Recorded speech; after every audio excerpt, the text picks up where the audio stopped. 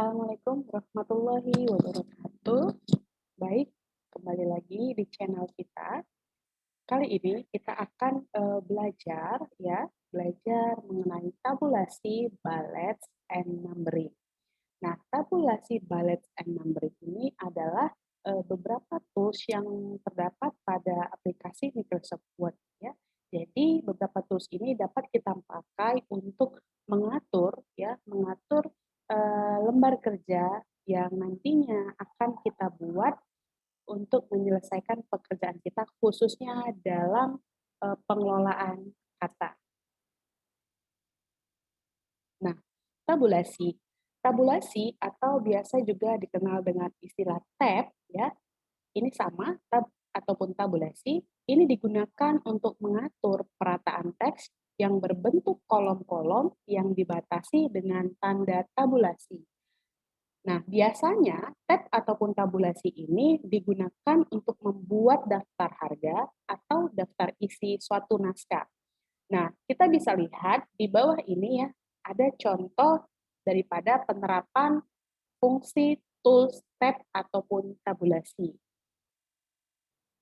Nah, di sini ya, ini kalau kita lihat yang di atas ini ya, ini namanya ruler line horizontal ya. Jadi angka 1 sampai dengan 10 ini kalau kita lihat di aplikasi Microsoft Word, ini yang di atas namanya ruler line horizontal. Nah, jadi tab ataupun tabulasi ini itu biasanya ya kita letakkan di antara sini ya, antara 1 sampai dengan 10, ya ini tergantung daripada nanti di lembar kerja kalian bisa dilihat ada berapa jumlah ataupun panjang satuannya sentimeter ya, ruler line horizontalnya.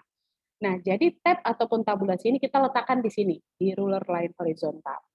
Nah, kemudian ya, ruler line horizontal ini tadi dikatakan untuk mengatur perataan teks. Nah, jadi kalau kita lihat ya, ini tabulasinya ini sejajar dengan ini kata kode. Nah, artinya ya, tabulasi ini untuk mengatur perataan teks untuk kode.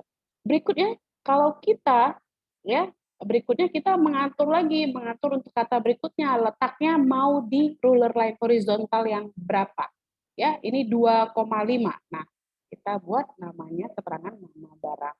Nah, berikutnya lagi kita ingin mengatur teks ya untuk kata jumlah di 5,5.